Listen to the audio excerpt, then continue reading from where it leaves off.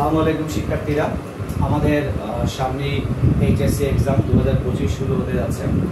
তো আমি বেশ কিছু ক্লাস নেওয়ার চেষ্টা করছি যে তোমাদের অনেকে রিকোয়েস্ট ছিল মৌলিক পর্যায়বৃত্ত ধরনের কিছু বিষয় নিয়ে আলাপ করার জন্য। তো যারা আমাকে বিভিন্ন বিষয় নিয়ে আলাপের কথা বলেছে, বিশেষ টপিকসগুলো নিয়ে এখানে আজকে আলাপ করতে যাবো। তো যা যায় মৌলিক পর্যায়বৃত্ত ধর্মের মোটামুটিভাবে আমরা কিছু বিষয় যদি আজকে আমরা কতগুলো আলাপ করতে পারি দেখা যায়, যদি আরও একটি ক্লাসের প্রয়োজন হয় তো আমরা সেগুলো নিয়েও ইনশাআল্লাহ পরের দিন আলাপ করব। তো আজকে আমরা আলাপ করবো যে টপিকসগুলো নিয়ে, সেই টপিকসগুলোর নাম হচ্ছে এই ম্যাগনেটিক ধর্ম, অবস্থান্তর মৌল, রঙিন যৌগ, জটিল যৌগের নামকরণ, সংকরায়ন এবং বন্ধন কোণ, এবং এগুলোর মধ্যে কী কী কোণের মানে ঝামেলাগুলো হয়, জটিল যৌগের সংকরায়ন কী করে বের করতে হয়, হাইড্রেশন ও ল্যাটিস এনথালপি, আন্তঃআণবিক বল, বিভিন্ন ধরনের ব্যাসার্ধ, পোলারিটি, পোলারায়ন, যেখানে আমরা ফাজানের নীতি নিয়ে আলাপ করবো, এবং সেই সঙ্গে থাকবে ল্যান্থেনাইট এবং অ্যাক্টিনাইট সংকোচন সম্পর্কিত আমাদের আজকের ক্লাস। তো প্রথমে আমরা যাই ম্যাগনেটিক ধর্ম।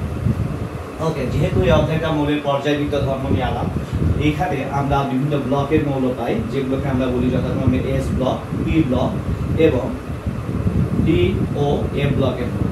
তো তোমরা সবাই জানো এস ব্লকের মৌল কাদের বলা হয়। এস ব্লকের মৌল হচ্ছে যাদের লাস্ট ইলেকট্রন এস অরবিটালে যাবে, এস অরবিটালে যায় তাদেরকে আমরা বলি এস ব্লক মৌল। যাদের পি লাস্ট ইলেকট্রন পি অরবিটালে যাবে তাদেরকে আমরা বলে থাকি পি ব্লক মৌল। যাদের ডি অরবিটালে থাকে তাদের আমরা বলি ডি ব্লক মৌল। আর যাদের এফ ব্লকে যায় তাদেরকে আমরা বলি এফ অরবিটালে যায় তাদেরকে আমরা বলি হচ্ছে এফ ব্লক মৌল। তাই তো এইগুলো আমরা মোটামুটি ভাবে জানি। তো এখান থেকে যে বিষয়টা আমি এখানে আলাপ করিনি, তো এখান থেকে আমরা একটু যাই যে একটা পর্যায় সারণীতে মৌলের অবস্থান নির্ণয়ের ক্ষেত্রে সনাতন নিয়ম এবং আধুনিক নিয়ম। তো তোমরা আধুনিক নিয়মটা তো সবাই জানো, তো আমি তারপরে একটু আধুনিক নিয়মের পাশাপাশি এবং সনাতন নিয়মটাও আমরা একটু আলাদা করে বলে দেব। তো আমরা একটু দেখি আধুনিক নিয়মগুলো, আমরা একটু দেখে নিই। আধুনিক নিয়ম, কোনো একটা মৌলের অবস্থান যদি আমরা পর্যায়ের সঙ্গে বের করতে চাই তাহলে কি করে বের করতে হয়। আধুনিক নিয়মগুলোর ক্ষেত্রে আমরা মনে রাখবো এস এর ক্ষেত্রে আমরা সবাই জানি যে এস অরবিটালের যখন লাস্ট অরবিটাল হবে তখন এস এ যতগুলো ইলেকট্রন থাকবে সেই ইলেকট্রন সংখ্যায় হবে তার গ্রুপ সংখ্যা, এবং কক্ষপথ সর্বোচ্চ কক্ষপথ যেটা হয় সেটাই হয় পর্যায় সংখ্যা। তাই তো, তাহলে আমরা কি বললাম কথাটা, যদি লাস্ট অরবিটাল এস হয় অর্থাৎ একটা এস ব্লকের মৌল হয় তাহলে তার এস অরবিটালে যতগুলো ইলেকট্রন থাকে সেটাকে আমরা তার গ্রুপ সংখ্যা হিসেবে নির্ধারণ করি। তো যেমন ধরো আমরা যদি ধরি সোডিয়ামের কথা, সোডিয়ামের ক্ষেত্রে কি হয় 1s2 2s2 2p6 এবং 3s1। তো তুমি এখানে জানো যে এটা লাস্ট ইলেকট্রন এস অরবিটালে গেছে, সো এটার গ্রুপ নাম্বার আমরা বলতেই পারি 1।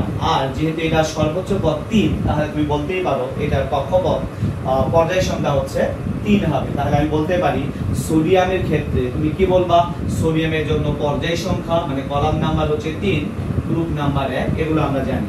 পি এর জন্য হিসাব করে যখন করা হয় তখন কি করা হয় বলতো, এস যোগ পি যোগ 10, এটাও তুমি জানো। তো এস যোগ পি এর ক্ষেত্রে যেমন আমরা একটা উদাহরণ দিতে পারি, যেমন ক্লোরিনের উদাহরণ দাও, সেক্ষেত্রে কি দাঁড়াচ্ছে 1s2 2s2 2p6 3s2 এবং 3p5। তো তুমি যে 3p5 দেখতেছো, সো লাস্ট ইলেকট্রন কোথায় গেছে ভাই, পি অরবিটালে। যদি পি অরবিটালে যায় তাহলে তুমি গ্রুপ কলাম নাম্বার তুমি দেখতেই পাচ্ছ সর্বোচ্চ পদ 3, তাহলে কলাম হবে 3। আর তুমি গ্রুপ নাম্বারের কথা চিন্তা করো তাহলে সেটা কত হবে, এস যোগ পি যোগ 10, এটা আমরা জানি এটা হবে আমাদের এখানে দেখতে পাচ্ছি 15, কজ এখানে 2 এখানে 3 সরি এখানে 5, তাহলে এখানে আমাদের 2 এখানে 5 এখানে 10, অর্থাৎ তুমি কলাম নাম্বার পাচ্ছ এখানে কত 17। ওকে, আচ্ছা, যদি আমরা জানি এটা ডি ব্লকের হয় সেক্ষেত্রে তোমাকে কিভাবে হিসাব করতে হয় তুমি সেটাও জানো যে ডি ব্লকের ক্ষেত্রে কি হিসাব হয় বলতো, ডি অরবিটালের ইলেকট্রন যোগ এস অরবিটালের ইলেকট্রন। তো এখন আমরা জানি জিঙ্কের কথা ধরো, তাহলে জিঙ্কের ক্ষেত্রে আমরা লাস্ট অরবিটাল পাই 3d10 এবং 4s2। এটা যখন পাই তাহলে আমি জানি এটা হলো কিন্তু আচ্ছা এটা তোমার 4s2 3d10, তাহলে তুমি বুঝতে পারছো এটা ডি ব্লকের মৌল। তো যদি ডি ব্লকের মৌল হয় তাহলে তুমি জানো এর গ্রুপ নাম্বার কত হবে, গ্রুপ নাম্বার হবে 12, এবং সর্বোচ্চ কক্ষপথ যেহেতু 4 তাহলে কলাম নাম্বার হবে কিন্তু 4। আর এ ব্লকের যদি হয় তাহলে আমরা জানি এটা 3 নাম্বার গ্রুপের মৌল হয়। এগুলো আধুনিক নিয়ম। তো আমি একটু শর্ট করে সবকটা টপিকস নিয়ে আলাপ করতে যাব। তো আমরা একটু যাই সনাতন নিয়ম। ওকে, তো সনাতন পদ্ধতি। ওকে, পুরনো সময়ে যে কিভাবে এই গ্রুপগুলো নির্ধারণ করা হতো। তো সনাতন পদ্ধতির ক্ষেত্রে তুমি যে বিষয়গুলো মনে রাখবা, এস এবং পি ব্লকের জন্য আমরা এ লিখব এবং ডি ও এফ ব্লকের জন্য আমরা কি লিখব, বি লিখব। এস এবং পি এর জন্য এ লিখব, ডি এবং এফ এর জন্য আমরা কি লিখব, পাশে বি লিখব। অর্থাৎ যদি কোনো নাম্বারের শেষে তুমি দেখো এ, তাহলে আমরা বুঝবো যে ওটা হয় এস ব্লকের অথবা বি ব্লকের। আর যদি তুমি দেখো লাস্টে বি আছে, তাহলে ওটা বুঝবো ওটা ডি অথবা এ ব্লকের। ওকে, তো যেমন ধরো এস এর জন্য আমরা 3 নাম্বার রুলসটা দেখি। দেখো এস এর জন্য গ্রুপ নাম্বার হবে, গ্রুপ নাম্বারটা কি হয় বলতো, এস এর ইলেকট্রন, এস এর ইলেকট্রন সংখ্যা। ওকে, যেমন তুমি সোডিয়ামের ক্ষেত্রে যদি চিন্তা করো, তাহলে সেটা কত হচ্ছে 3s1।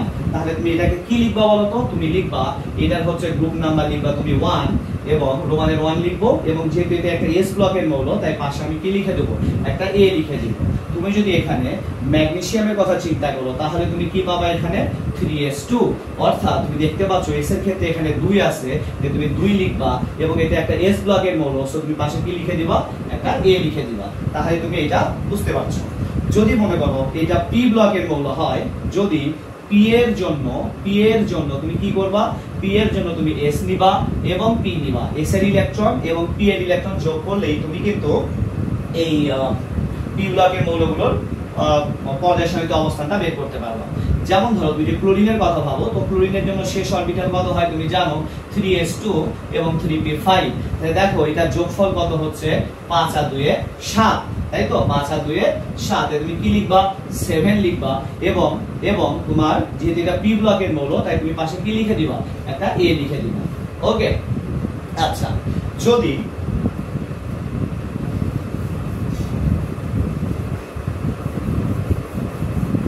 যদি ডি অরবিটাল হয়, তাহলে আমরা 6 নাম্বার রুলস দেখি।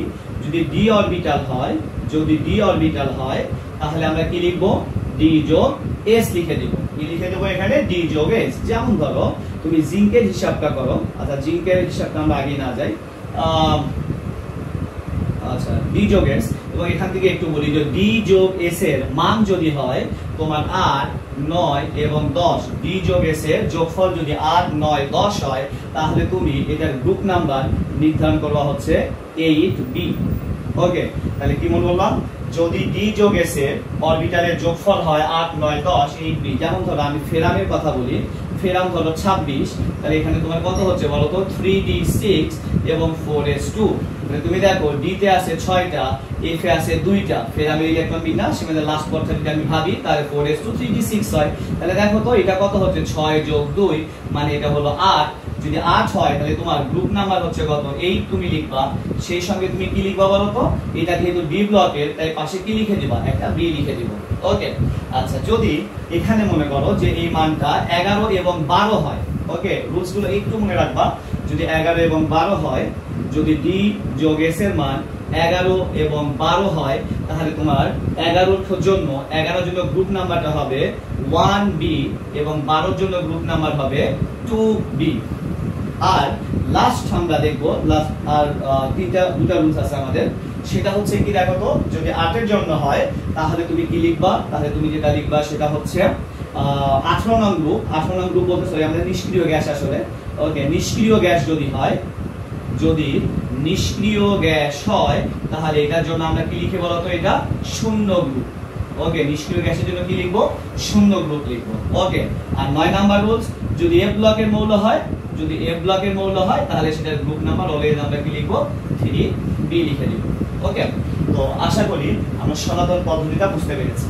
তো পর্যায় সারণীতে মৌলগুলোর অবস্থান নির্ণয়ে আধুনিক এবং সনাতন পদ্ধতি আমাদের অতিক্রম করা শেষ। তো এখন আমরা যাব এস ব্লক মৌল সংক্রান্ত কিছু তথ্যে। ওকে, যেখান থেকে আমাদের কি কি প্রশ্ন হতে পারে। ওকে, দেখো এস ব্লকের যে মৌলগুলো থাকে, এস ব্লকের যে মৌলগুলো থাকে তাদের সাধারণত ইলেকট্রন বিন্যাসে NS1 বা NS2 এরকম ইলেকট্রনই থাকবে, NS1 বা NS2 এরকম কিছু একটা থাকবে। অর্থাৎ এস অরবিটালে হয় একটা ইলেকট্রন থাকবে অথবা লাস্টে 2টা ইলেকট্রন থাকবে। এদের যোজনীগুলো সাধারণত 1 এবং 2 হয়ে থাকে। এরা আমরা জানি 1 নং গ্রুপকে আমরা কি বলে থাকি বলতো, 1 নম্বর গ্রুপকে আমরা ক্ষার ধাতু বলি। ওকে, 1 নম্বর গ্রুপকে আমরা কি বলি, ক্ষার ধাতু বলা হয়। 2 নং গ্রুপকে আমরা কি বলে থাকি বলতো, মৃৎ ক্ষার ধাতু বলা হয়। এই যে ক্ষার ক্ষার ব্যাপারটা পরিচয়ের ক্ষেত্রে আমরা যে বিষয়টা একটু মনে রাখবো সেটা একটু খেয়াল করো। অ্যাসিড এবং ক্ষার, অ্যাসিড এবং ক্ষার এটার সংজ্ঞা কিন্তু আমরা তিন ভাবে দিতে পারি। অ্যাসিড এবং ক্ষারের সংজ্ঞা আমরা কয় ভাবে দিতে পারি? তিন ভাবে দিতে পারি। কি কি ভাবে তুমি দিতে পারো অ্যাসিড ক্ষারের সংজ্ঞা? একটা আমরা জানি হাইড্রোজেন ত্যাগকারী হচ্ছে অ্যাসিড, হাইড্রোজেন ত্যাগকারী হচ্ছে অ্যাসিড, আর OH ত্যাগকারী হচ্ছে বেস। ওকে, বেস মানে আমরা জানি ক্ষার। ওকে, হাইড্রোজেন ত্যাগকারী হলো অ্যাসিড, আবার হাইড্রোজেন গ্রহণকারী যে সে কিন্তু আবার বেস। ওকে, আবার একই সঙ্গে আমরা বলতে পারি যে ইলেকট্রনকে অ্যাকসেপ্ট করে, যে কি করে ইলেকট্রনকে অ্যাকসেপ্ট করে সে হলো অ্যাসিড, এবং যে ইলেকট্রনকে বর্জন করে তাহলে এখান থেকে মনে রাখবা অ্যাকসেপ্ট, এই যে এসি অ্যাকসেপ্ট, এখান থেকে মনে রাখবা অ্যাসিড, অ্যাকসেপ্ট থেকে মনে রাখবা অ্যাসিড, আর বর্জন এখান থেকে মনে রাখবা বেস। ওকে, তাহলে যে বর্জন করে সে হলো বেস, যে গ্রহণ করে সে হলো অ্যাসিড। তো খেয়াল করো এক নম্বর গ্রুপে যে মৌলগুলো আছে, তুমি ভাবো যে সোডিয়াম ও কিন্তু ইলেকট্রন ত্যাগকারী। সোডিয়াম কি বলতো? ইলেকট্রন ত্যাগ করে। তো যে ইলেকট্রন ত্যাগ মানে যে ইলেকট্রন বর্জন করে সে অবশ্যই একটা বেস, সে হলো একটা বেস। এখন ক্যালসিয়ামের কথা চিন্তা করো, যে ইলেকট্রন বর্জন করে ক্যালসিয়াম ইলেকট্রন বর্জন করে কয়টা? দুইটা। সো ক্যালসিয়াম একটা বেস। তো যে ইলেকট্রন ত্যাগকারী সে হলো বেস, তবে সোডিয়াম একটা বেস, ক্যালসিয়াম একটা বেস, এই জন্য এদেরকে আমরা বলি হচ্ছে ক্ষার ধাতু। অনুরূপ ভাবে তোমাকে যদি বলা হয় Na+ এবং ক্যালসিয়াম 2+, এরা কি? দেখো Na+ ওর কিন্তু 2 আর ও কিন্তু ইলেকট্রন ত্যাগ করবে না, এবং কিন্তু একটা পজিটিভ আয়ন, ও কি একটা পজিটিভ আয়ন। সো ও কি করে বলতো? ইলেকট্রন গ্রহণ করে। ও কি করে বলতো? ইলেকট্রন গ্রহণ করে। যেহেতু Na+ ইলেকট্রন গ্রহণ করে, তখন Na+ কে তুমি কিন্তু আর অ্যাসিড বলতে পারবা না, ওকে সরি বেস বলতে পারবা না, ওকে তোমার কি বলতে হবে? অ্যাসিড বলতে হবে। কারণ Na+ কিন্তু ইলেকট্রন অ্যাকসেপ্ট করে, Na ও কিন্তু ইলেকট্রন বর্জন করে। যেহেতু Na ইলেকট্রন বর্জন করে তাহলে সে হলো বেস, যেহেতু Na+ ইলেকট্রন গ্রহণ করে তাহলে সে কিন্তু অ্যাসিড। এই জন্য মনে রাখবো 1 নং এবং 2 নং গ্রুপের মৌলগুলোকে আমরা বলি হচ্ছে, 1 নং গ্রুপগুলো আমরা বলি ক্ষার ধাতু, 2 নং গ্রুপকে আমরা বলে থাকি মৃৎক্ষার ধাতু।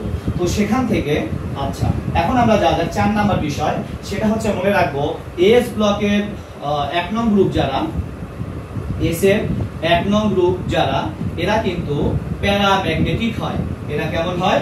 প্যারাম্যাগনেটিক হয়। ওকে, তারা প্যারাম্যাগনেটিক হয়। 2 নং গ্রুপ যারা থাকে তারা কিন্তু হয় ডায়াম্যাগনেটিক।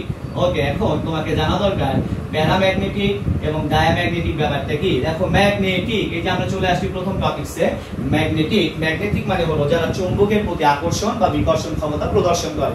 ওকে, তাহলে ম্যাগনেটিক মানে কি? চৌম্বকের প্রতি কোন মৌল কি ধরনের ধর্ম দেখাবে। তাহলে মনে রাখবা যে ম্যাগনেটিক ধর্মটাকে আমরা 3 ভাগে ভাগ করে থাকি। ম্যাগনেটিক ধর্মকে আমরা 3 ভাগে ভাগ করব। এটা মনে রাখবো, ম্যাগনেটিক ধর্ম আমরা কত প্রকার বলতে পারি? 3 প্রকার। কত প্রকার? 3 প্রকার। একটা নাম হলো প্যারা, ওকে প্যারাম্যাগনেটিক, একটাকে আমরা বলি ডায়াম্যাগনেটিক, একটাকে আমরা বলি ফেরোম্যাগনেটিক। তো প্যারাম্যাগনেটিক আসলে কারা? মনে রাখবা যাদের সবশেষ পথে একটি মাত্র সিঙ্গেল ইলেকট্রন থাকবে, তারা হলো প্যারাম্যাগনেটিক। যেমন ভাবো তুমি সোডিয়ামের কথা চিন্তা করো, 3s1, অর্থাৎ তার লাস্ট পথে একটা মাত্র সিঙ্গেল ইলেকট্রন, সে হলো প্যারাম্যাগনেটিক। প্যারাম্যাগনেটিক মানে হলো যারা ম্যাগনেটের প্রতি সামান্য আকর্ষণ দেখায়। ওকে, প্যারাম্যাগনেটিক কি? যারা ম্যাগনেটের প্রতি সামান্য আকর্ষণ দেখায় তারা হলো প্যারাম্যাগনেটিক। ওকে, ডায়াম্যাগনেটিক কারা? যারা ম্যাগনেটের প্রতি সামান্য বিকর্ষণ দেখায় তাদেরকে আমরা বলবো ডায়া। মনে রাখবো ডায়া মানে দূরে যাওয়া। ওকে, ডায়া মনে রাখবা যে দূরে যাওয়া। তার মানে কি? যারা চুম্বকের প্রতি সামান্য কি দেখায়? বিকর্ষণ দেখায়, তারা হলো ডায়াম্যাগনেটিক। আর ফেরোম্যাগনেটিক কারা? যারা ম্যাগনেটের প্রতি তীব্র আকর্ষণ দেখায় তারা হলো ফেরোম্যাগনেটিক। তাহলে প্যারাম্যাগনেটিক ম্যাগনেটের প্রতি সামান্য আকর্ষণ, ডায়াম্যাগনেটিক চুম্বকের প্রতি সামান্য বিকর্ষণ দেখায়, এবং ফেরোম্যাগনেটিক হলো চুম্বকের প্রতি তীব্র আকর্ষণ দেখায়।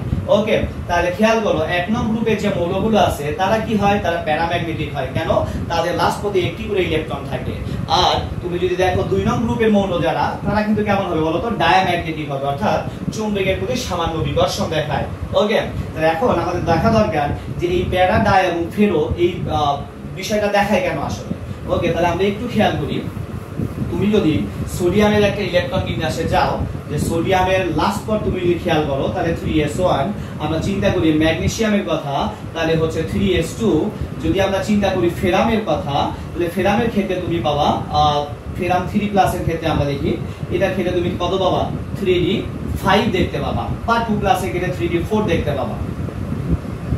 ওকে সরি, এটার ক্ষেত্রে কি দেখবা 3d6 দেখবা। ওকে, তাহলে আমরা এখন দেখি যে এখানে কেন এই প্যারাম্যাগনেটিক দেখায়, এই কেন ডায়াম্যাগনেটিক দেখায়, এবং এরা বা কেন ফেরোম্যাগনেটিক দেখায়। তাহলে মনে রাখবা সোডিয়াম কিন্তু প্যারাম্যাগনেটিক, ম্যাগনেসিয়াম 2 নং গ্রুপের মৌল, ও কিন্তু ডায়াম্যাগনেটিক, Fe3+ ও কিন্তু কি ফেরোম্যাগনেটিক দেখায়। তাহলে আমরা একটু খেয়াল করি, দেখো এবারটা কেমন হয়। দেখো এর মধ্যে এইখানে আমাদের একটি মাত্র ইলেকট্রন আছে, এইখানে আমরা দেখতে পাচ্ছি 2টা ইলেকট্রন আছে। এইখানে তুমি 3d5 এর কথা যদি চিন্তা করো তাহলে খেয়াল করো 1 2 3 4 এবং 5। ওকে, দেখো 5টা ইলেকট্রন হুন্ডের নীতি অনুযায়ী সবাই একই দিকে ঘূর্ণন অবস্থায় থাকে, সেটা আমরা জানি যে প্রতিটা ঘরে একটা একটা করে ইলেকট্রন যাবে। ওকে, তুমি জানো এটা আমি আর dxy dyz dzx dx² y² এবং dz²। ওকে, তো তুমি এগুলো জানো। 3d6 এর ক্ষেত্রে তুমি যদি চিন্তা করো তাহলে খেয়াল করো কি দাঁড়াচ্ছে ঘটনা, 1 2 3 4 1 2 3 4 5। তাহলে তুমি 6টা ইলেকট্রনের কথা ভাবো, তাহলে 1 2 3 4 5 এবং এখানে হচ্ছে 6। ওকে, তাহলে খেয়াল করো, মনে রাখবা প্রতিটা ইলেকট্রনের কিন্তু কি আছে ম্যাগনেটিক ধর্ম আছে, প্রতিটা ইলেকট্রনের কি আছে ম্যাগনেটিক ধর্ম আছে, অর্থাৎ এক একটা ইলেকট্রন কিন্তু এক একটা ম্যাগনেট, এক একটা ইলেকট্রন কি বলতো এক একটা ম্যাগনেটের মতো আচরণ করে। তাহলে ভাবো এইটা যদি একটা ইলেকট্রন হয়, এইটা যদি একটা ইলেকট্রন হয় তাহলে এর একটা কি আছে, একটা নর্থ পোল আছে, একটা সাউথ পোল আছে, তাই না? এখন ভাবো তুমি এই ইলেকট্রনের কাছে যদি কোনো একটা চুম্বককে নিয়ে আসো, যেই চুম্বকের নর্থ পোল আছে এবং সাউথ পোল আছে, তাহলে ভাবো এই ইলেকট্রনটা কি করবে বলতো, এর নর্থ পোল দ্বারা এই নর্থ পোলকে কি করবে, আকর্ষণ করবে, এবং ইলেকট্রনটা কিন্তু দুম করে উল্টো দিকে ঘুরে যাবে, ঘুরে গিয়ে তার সাউথ পোলটা এই দিকে নিয়ে এসে একে কি করতে শুরু করবে, আকর্ষণ করতে শুরু করবে। কথা বুঝতে পেরেছি? এই জন্য যাদের সিঙ্গেল ইলেকট্রন থাকে তারা কি করে, তাদের লাস্ট পরে সিঙ্গেল ইলেকট্রন যখন থাকে তখন তারা অ্যাকচুয়ালি প্যারাম্যাগনেটিক ধর্ম দেখায়, অর্থাৎ চুম্বকের প্রতি সামান্য আকর্ষণ দেখায়। ওকে, যখন ডায়াম্যাগনেটিক হয় তখন ভাবো এই চুম্বকের এই অংশে যদি নর্থ পোল হয়, এটা যদি সাউথ পোল হয়, তাহলে এর অবশ্যই এটা সাউথ পোল এবং এই দিক হবে নর্থ পোল। অর্থাৎ এখানে তুমি যদি একটা চুম্বক নিয়ে আসো তাহলে তার যদি এই নর্থ পোল এবং এটা সাউথ পোল হয়, তাহলে এই নর্থকে বিকর্ষণ করলেও এই সাউথ কিন্তু একে আকর্ষণ করতে চাইবে। সো এইটা কি হবে বলতো, এইটা এইদিকে ঘুরে যাবে এবং এইটা এইদিকে ঘুরে যাবে, অর্থাৎ ইলেকট্রন গুলো বারবার শাফলিং হইতে থাকবে। সো এই জায়গায় হচ্ছে ইলেকট্রন গুলো চুম্বকে কি করে, সামান্য পরিমাণে বিকর্ষণ করে থাকে। এই জন্য বলা হচ্ছে যে যাদের লাস্ট পথে ডাবল ইলেকট্রন থাকবে তারা কি হয়, তারা হবে ডায়াম্যাগনেটিক। তুমি যদি Fe3+ এর ক্ষেত্রে যাও দেখতে পাচ্ছ 1 2 3 4 5 এবং 5টা ইলেকট্রন আছে এবং সকলেই সিঙ্গেল, এবং যেহেতু সকলেই সিঙ্গেল এবং প্রত্যেকের ঘূর্ণন কি একই দিকে হয় হুন্ডের নীতি অনুযায়ী আমরা জানি। তো এখানে তুমি যদি একটা চুম্বক নিয়ে আসো তাহলে এটা যদি সাউথ পোল হয়, এগুলো সবার কি হবে নর্থ পোল, তাহলে নর্থ পোল গুলো সাউথ পোলের প্রতি কি দেখাবে, সবাই আকর্ষণ দেখাবে। আর যদি এটাকে আমরা নর্থ পোল করে দিই তাহলে এই নর্থ পোল গুলো উল্টে গিয়ে সাউথ পোলটা উপরে চলে যাবে, ইলেকট্রনের ঘূর্ণন হয়ে তাকে কি করবে, আকর্ষণ। আগে কিন্তু এই চুম্বক থেকে একটা ইলেকট্রন আকর্ষণ করছিল, কিন্তু এখানে খেয়াল করো 5টা ইলেকট্রন আকর্ষণ করতেছে, এখানে খেয়াল করো 4টা ইলেকট্রন আকর্ষণ করতেছে। অর্থাৎ তুমি যদি দেখো যে একাধিক পরিমাণে যদি কি থাকে বলতো, সিঙ্গেল ইলেকট্রন থাকে, তখনই তারা ফেরোম্যাগনেটিক হবে। সেইভাবে তুমি বলতেই পারো 1 নং গ্রুপের যারা, এভাবে শুধু 1 এবং 2 না, তুমি যাদেরকে এরকম লাস্ট পথে সিঙ্গেল ইলেকট্রন পাওয়া তারা সবাই প্যারাম্যাগনেটিক, যেটা ডাবল পাওয়া তারা সবাই ডায়াম্যাগনেটিক, আর যাদের মধ্যে এরকম অনেকগুলো সিঙ্গেল ইলেকট্রন পাওয়া তারা সবাই কিন্তু ফেরোম্যাগনেটিক হবে। আশা করি ম্যাগনেটিক ধর্মটা তোমরা বুঝতে পেরেছো 1 এবং 2 এর জন্য। ওকে, এখন আমরা যাব এস ব্লকের পাশাপাশি আমাদের পি ব্লকে আমাদের মৌলগুলো নিয়ে আমি খুব একটা আলাপে যাচ্ছি না আজকে। আমরা যাব এই টপিক ভিত্তিকে যাব, সেটা হচ্ছে অবস্থান্তর মৌল সম্পর্কে। ওকে, তোমাদের জন্য এবারে টপিক অবস্থান্তর মৌল। ওকে, আচ্ছা, অবস্থান্তর মৌল কাকে বলা হয়? অবস্থান্তর মৌল বলতে আমরা বুঝি যে সকল ডি ব্লক মৌলের স্থিতিশীল আয়নের ডি অরবিটাল আংশিকভাবে পূর্ণ থাকে তাদেরকে আমরা বলি হচ্ছে অবস্থান্তর মৌল। তাহলে অবস্থান্তর মৌল কাকে বলা হয় বলতো, যে সকল পরমাণুর ডি অরবিটালের হবে এবং তাদের স্থিতিশীল আয়নের ডি অরবিটাল আংশিকভাবে পূর্ণ থাকবে। তাহলে খেয়াল করো আমাদের ডি ব্লকের মৌল হইতে হবে, তাহলে অবস্থান্তর মৌল হইতে গেলে কি হওয়া লাগে? ডি ব্লকের মৌল হওয়া লাগে। ধরো আমি চিন্তা করি স্ক্যান্ডিয়ামের কথা, চিন্তা করা যাক জিঙ্কের কথা এবং চিন্তা করি আমরা ফেরামের কথা। স্ক্যান্ডিয়ামের ক্ষেত্রে দেখো 21, যদি তুমি তার ইলেকট্রন বিন্যাস করো তাহলে এটা দাঁড়াচ্ছে 4s2 এবং 3d1, তার লাস্ট পদ আগের পদ তুমি পূর্ণ করে দিবা। ওকে 4s2 3d1। তাহলে ভাবো স্ক্যান্ডিয়ামের লাস্ট পদ কোনটা? 4s2। তাহলে স্ক্যান্ডিয়াম যদি তার দুইটা ইলেকট্রন ত্যাগ করে তাহলে কোথা থেকে ত্যাগ করবে? 4s থেকে ত্যাগ করবে। ওকে এখন ভাবো তার লাস্ট পদ কত হয়ে যায়? 3d1। আর এই 3d1 এর এই অবস্থা তার জন্য স্থিতিশীল অবস্থা না। যেহেতু এটা তার জন্য কোনো স্থিতিশীল অবস্থা না, তাই স্ক্যান্ডিয়াম কিন্তু আরো একটা ইলেকট্রন ত্যাগ করে ফেলে, ফলে তার ডি অরবিটাল শূন্য হয়ে যাচ্ছে। তাহলে ভাবো স্ক্যান্ডিয়ামের ইলেকট্রন বিন্যাস করলে তার লাস্ট ইলেকট্রন কোথায় চলে যায়? ডি অরবিটালে যায়। সো স্ক্যান্ডিয়াম কি একটা ডি ব্লক মৌল, সে কি একটা ডি ব্লক মৌল। ওকে সে কি একটা ডি ব্লক মৌল। কিন্তু তুমি যখন তার আয়নে পরিণত করতেছো তখন দেখো তার ডি অরবিটাল কি হয়ে যাচ্ছে? শূন্য হয়ে যাচ্ছে। তুমি সর্বোচ্চ আয়ন অর্থাৎ যার পর ওর কাছ থেকে আর ইলেকট্রন নেওয়া সম্ভব না, যদি সেই অবস্থায় সে পতিত হয় তখন তুমি দেখতে পাবে তার ডি অরবিটাল শূন্য হয়ে যাচ্ছে। যেহেতু শূন্য হয়ে যাচ্ছে তাহলে আমি বলতেই পারি স্ক্যান্ডিয়াম ডি ব্লকের মৌল হইতে পারে, কিন্তু সে কোনোভাবেই অবস্থান্তর মৌল না। একইভাবে তুমি জিঙ্কের কথা তুমি যদি চিন্তা করো তাহলে 4s2 3d10, তো আমাকে বলা হয়েছে যদি জিঙ্কে 2+ আয়নে পরিণত করি তাহলে তার 4s2 থেকে ইলেকট্রনটা চলে যাবে, অর্থাৎ তার 3d10 যেটা এটা কিন্তু একটা পরিপূর্ণ দশায় চলে যায়। যেহেতু জিঙ্কের 3d এখন পরিপূর্ণ একটা দশায় চলে যাচ্ছে, তাই আমরা বলতেই পারি যে জিঙ্ক একটা ডি ব্লকের মৌল ঠিকই, কিন্তু সেও অবস্থান্তর মৌল না। কারণ অবস্থান্তর মৌল হইতে গেলে ডি ব্লক আংশিকভাবে পূর্ণ থাকতে হয়। আয়নে পরিণত হওয়ার পর ডি ব্লক আংশিকভাবে পূর্ণ থাকতে হয়। তাহলে আমি ডি ব্লককে আংশিকভাবে পূর্ণ পাচ্ছি না, এটা পূর্ণ পাইতেছি, তাই না? এটা পূর্ণ, এটা শূন্য বা পূর্ণ হওয়া যাবে না, পূর্ণ বা শূন্য হওয়া যাবে না। কি হইতে হবে? আংশিকভাবে পূর্ণ থাকতে হবে। যেমন তুমি Fe3+ এর কথা যদি চিন্তা করো 26, তো এটার ক্ষেত্রে হবে এটা 30, এটা 21।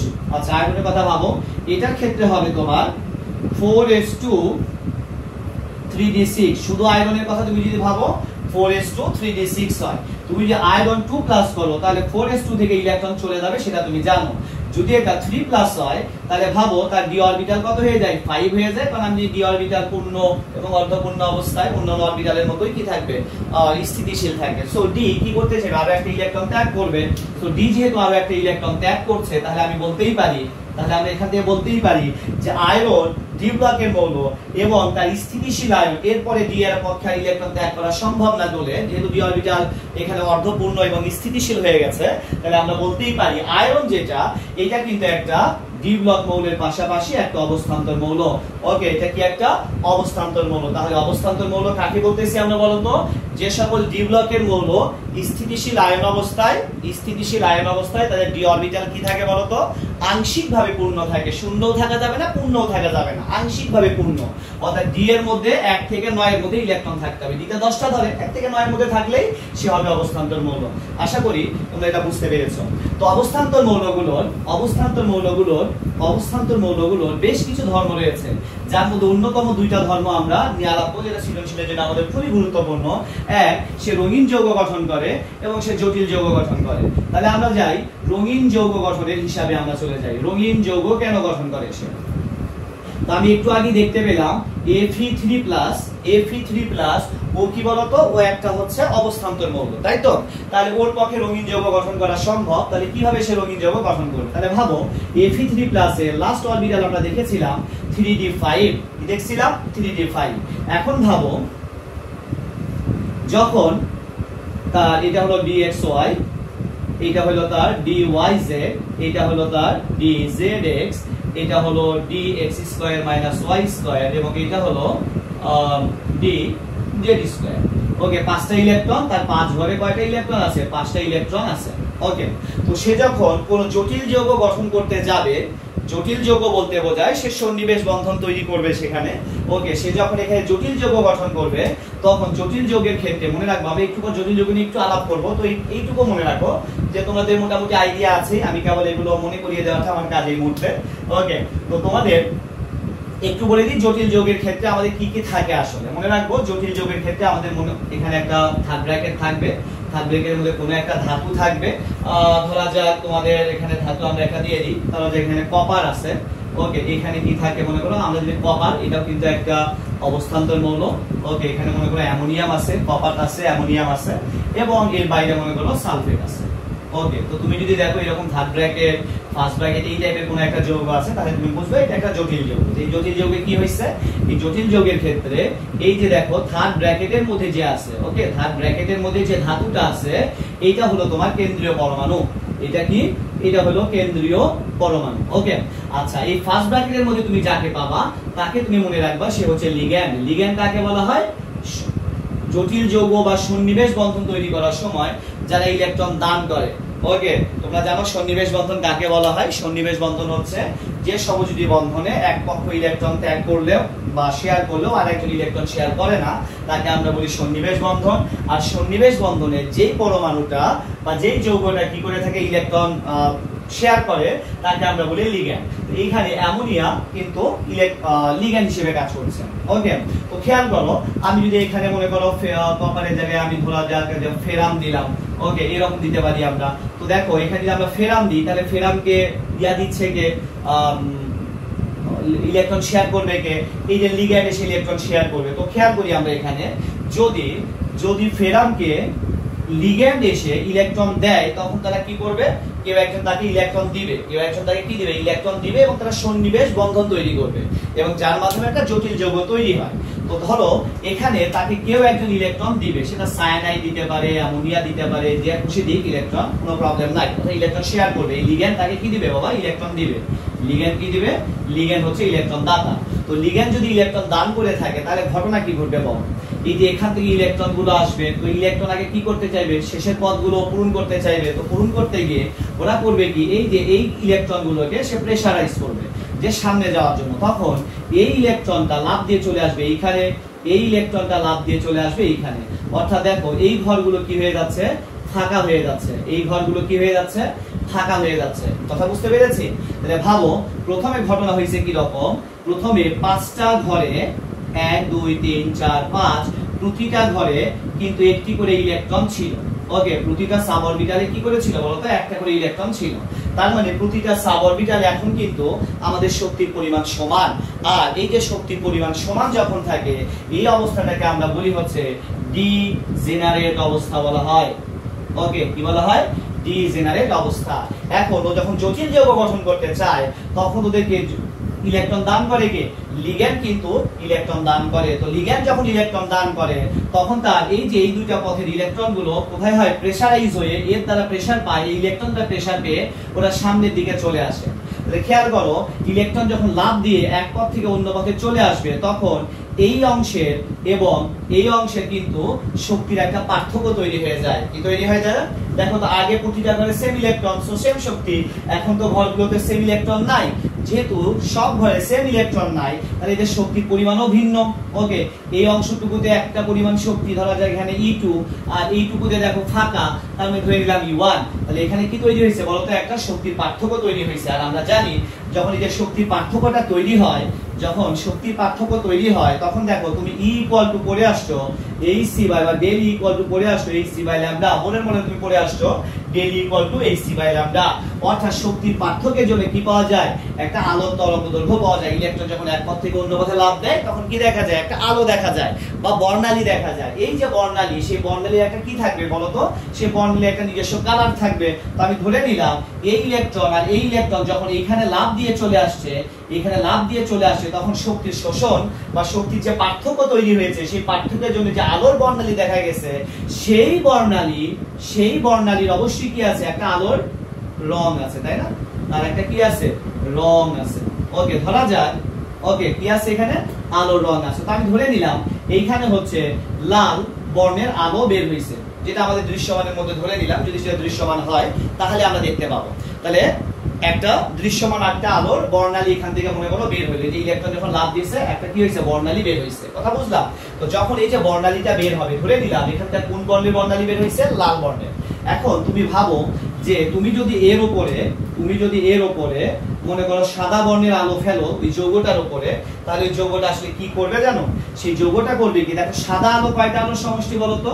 সাদা আলো হলো 7টি আলোর সমষ্টি। কয়টি আলো? 7টি। এর মধ্যে ওই যে বেনিয়ার সাহাবালা তোমরা পড়ে আসছো। তো এই যে আলোটা এটা লাভ দেওয়ার জন্য যে আলোটা বর্ণালী আকারে বের হবে, ওই আলোটা কি করবে, এই সাদা আলো থেকে তুমি যে আলোটা এরপর ফেলছো ওই সাদা আলো থেকে লাল আলোটাকে শোষণ করে নেবে, অর্থাৎ নিজের বন্ধুকে টেনে নিবে, লাল আলো লালকে টেনে নিবে। তাহলে এখন ভাবো তুমি যে এখান থেকে সাদা আলো ফেললা, সেই সাদা থেকে এই যে যৌগটা বা ফেরাম ও কি করেছে বলতো? লাল আলোটাকে শুষে নিয়েছে। আর বাকি আলোগুলো কি করছে? সে বাকি আলোকে প্রতিফলন করছে। আর আমরা জানি কোনো বস্তু থেকে যে প্রতিফলিত আলোটা বের হয় সেই আলোটাকে কিন্তু তুমি দেখতে পাও আসলে। যেমন তুমি ধরো যে এখানে আমি একটা কালার দেখাই, ধরো যে এইটা আমরা ধরে নিলাম লাল বা সামথিং, এটা পিঙ্ক কালার, ওকে যদি পিঙ্ক কালার ধরে নিলাম লাল কালার, তো তুমি এটাকে লাল কালার দেখতেছো, ওকে, বা আমি ধরি যে এটাকে কালো কালার দেখতেছো, ওকে। কালো কালার আমরা কেন দেখি? অর্থাৎ এই কালো থেকে কোনো আলোই কি হচ্ছে না বলতো? প্রতিফলিত হচ্ছে না, ওকে। তুমি এটাকে সাদা দেখতে পাচ্ছ কেন? কারণ এখান থেকে 7টা আলোই প্রতিফলিত হচ্ছে। তুমি যদি এটাকে পিঙ্ক কালার বা লাল কালার দেখো, তার কারণটা আসলে কি? তার কারণ হচ্ছে আমি ধরে নিলাম এটা লাল, তার মানে এ লাল আলোটাকে প্রতিফলন করতেছে, অর্থাৎ বাকি আলোগুলোকে সে ধরে রেখেছে। এক কথায় তুমি এভাবে বলতে পারো যে এ আসলে প্রকৃতপক্ষে লাল ছাড়া অন্য যে কোনো আলো, ওকে। তুমি এরপর সাদা আলো ফেলছো, ও কি করছে? লাল আলোটাকে ধরে রাখছে। কি করছে বলতো? লাল আলোটাকে ধরে নিলাম, ধরে রাখছে, ওকে। সরি, লাল আলো বাদে বাকিগুলোকে ধরে রাখছে, লাল আলো বাদে বাকিগুলোকে সে ধরে রেখেছে, ওকে। অর্থাৎ যে আলোগুলোকে সে ধরে রেখেছে ওটাকে সে দেখাচ্ছে না, ও কাকে সরাই দিছে? লাল আলোকে সরাই দিছে, লাল আলোকে তোমার কাছে দিয়ে দিছে, তাই জন্য তুমি একে লাল দেখতে পাও। অর্থাৎ তুমি যদি কাউকে নীল দেখতে পাও, তার মানে হলো তুমি কোনো একটা বস্তুকে নীল দেখতে পাওয়ার মানে কি? ওই বস্তুটা নীলটাকে গ্রহণ করে, নীলকে তোমার কাছে দিছে, তাই তুমি নীল দেখতে পাচ্ছ। তার মানে নীল ছাড়া বাকি সব আলো ওই বস্তুর কাছে আছে। কথা কি বুঝতে পেরেছি?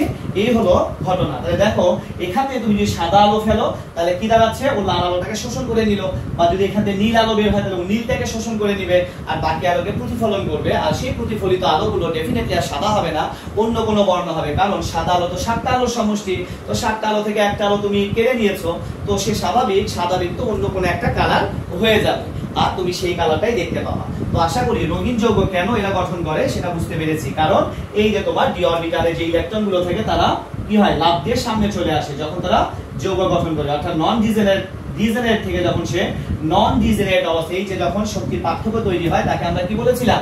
নন ডিজেনারেট অবস্থা বলছি। তো যখন সে ডিজেনারেট থেকে নন ডিজেনারেটে যায় তখন কি তৈরি হয়? একটা শক্তির পার্থক্য তৈরি হয়।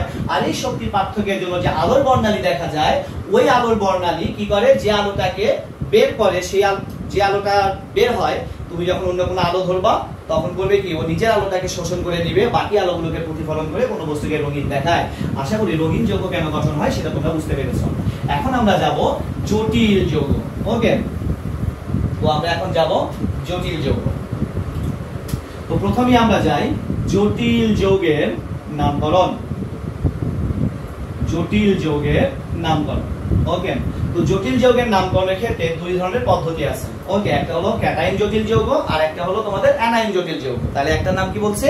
ক্যাটাইন জটিল যৌগ, আর একটা নাম হলো অ্যানাইন জটিল যৌগ। তাহলে মনে রাখবো, একটা হলো ক্যাটায়ন জটিল যৌগ, ক্যাটায়ন জটিল যৌগ, আর একটা নাম মনে রাখবো আমরা অ্যানায়ন জটিল যৌগ, ওকে। তাহলে জটিল যৌগ তোমার চেনার উপায় আমি বলি, ওকে।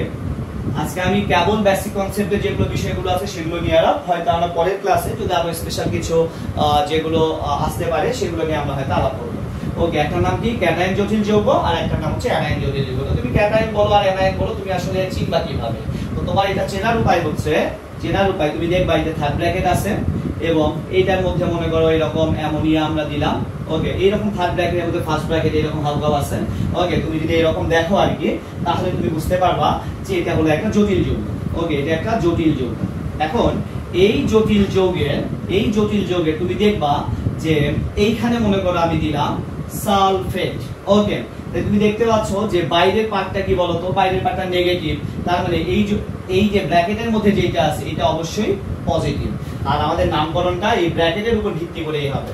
আর তুমি যদি দেখো এই বাইরের অংশটা কোনো একটা নেগেটিভ পার্ট পজিটিভ পার্ট আছে, তাহলে ভেতরের পার্টটা অবশ্যই কি আছে বলতো? ভেতরের পার্টটা অবশ্যই হবে তোমার পজিটিভ পার্ট। ওকে, যেমন ধরো আমরা এরকম একটা উদাহরণ দিতে পারি, ধরো আমরা এরকম উদাহরণ দিই, সোডিয়াম Na এর ভাই দিলাম তুমি, দিয়ে আমরা দেখি FeCN6। ওকে, দেখো এই যে তুমি ব্র্যাকেটের ভেতরে, ব্র্যাকেটের বাইরের দিকে একটু তাকাবা, ব্র্যাকেটের বাইরে দেখো পজিটিভ পার্ট আছে না নেগেটিভ পার্ট আছে। দেখো সোডিয়াম, তুমি জানো সোডিয়াম একটা ধাতু, সো পজিটিভ, তার মানে এই অংশ যদি পজিটিভ হয় তার মানে এই অংশটা অবশ্যই নেগেটিভ। তাহলে খেয়াল করো, তুমি থার্ড ব্র্যাকেটের মধ্যে এটা দেখবা যে আসলে কি আছে। যদি এখানে প্লাস দেওয়া থাকে তুমি চিনেই যাচ্ছ, কোনো প্রবলেম নাই। আর যদি মনে করো তুমি এরকম করে দেখো যে কিছু দেওয়া নাই, তাহলে তুমি ব্র্যাকেটের বাইরে একটু তাকাবা, ব্র্যাকেটের বাইরে দেখবা কে আছে, নেগেটিভ কিছু আছে। যদি নেগেটিভ কেউ থাকে তাহলে তুমি বুঝেই যাবা যে বাইরেটা নেগেটিভ, তাহলে ভেতরেটা পজিটিভ, সো এটা হবে ক্যাটায়ন জটিল যৌগ। আর তুমি যদি দেখো যে বাইরেটা পজিটিভ, তাহলে এটা অবশ্যই নেগেটিভ, তাহলে তোমার এটার নাম কি হবে, অ্যানায়ন জটিল যৌগ। ঘটনা হলো তুমি ক্যাটায়ন জটিল যৌগ এবং অ্যানায়ন জটিল যৌগের ক্ষেত্রে তুমি আসলে নামকরণ কিভাবে করবা। ওকে, তাহলে মনে রাখো ক্যাটায়ন জটিল যৌগের নামকরণের রুলসটা আসলে কি। ওকে, ক্যাটায়ন জটিল যৌগের নামকরণ, দেখো ক্যাটায়ন মানে কি ভাই, ক্যাটায়ন মানে তো পজিটিভ, তাই না, ক্যাটায়ন মানে পজিটিভ, মানে যে দান করে। তাহলে মনে রাখবা দানকারী, দানের বেলায় তখন দানকারীর নাম আগে উচ্চারণ করবো আমরা। ওকে, দানের বেলায় দানকারীর নাম আমরা কি করব, আগে উচ্চারণ করবো। ক্যাটায়ন মানে পজিটিভ, তার মানে এটা যেহেতু পজিটিভ, তাহলে আমি দেখবো এর মধ্যে দানকারী কি আছে। দানকারী মানে কি, লিগ্যান্ড। দেখো এই যে এটা আমি দেখতে পাচ্ছি এটা নেগেটিভ, তার মানে এই থার্ড ব্র্যাকেটের মধ্যে যে আছে সে হলো আসলে পজিটিভ। ওকে, তাহলে যে পজিটিভ, তাহলে আমি দেখবো এর মধ্যে কোনটা লিগ্যান্ড। মনে রাখবো এই যে জটিল যৌগের যেখানে যে থাকবে তোমার ফার্স্ট ব্র্যাকেটের মধ্যে সে হলো লিগ্যান্ড। ওকে, আর এর মধ্যে যে ধাতু থাকবে সে অবশ্যই হচ্ছে কেন্দ্রীয় পরমাণু। ওকে, তাহলে এটা লিগ্যান্ড। খেয়াল করো এটা কি বাবা, এটা হচ্ছে লিগ্যান্ড। ওকে, এটা হলো লিগ্যান্ড। ওকে, এটা কি বলতো, এটা হলো কেন্দ্রীয় পরমাণু। তাহলে এইটা যদি ক্যাটায়ন পার্ট হয় তাহলে এটা হলো অ্যানায়ন।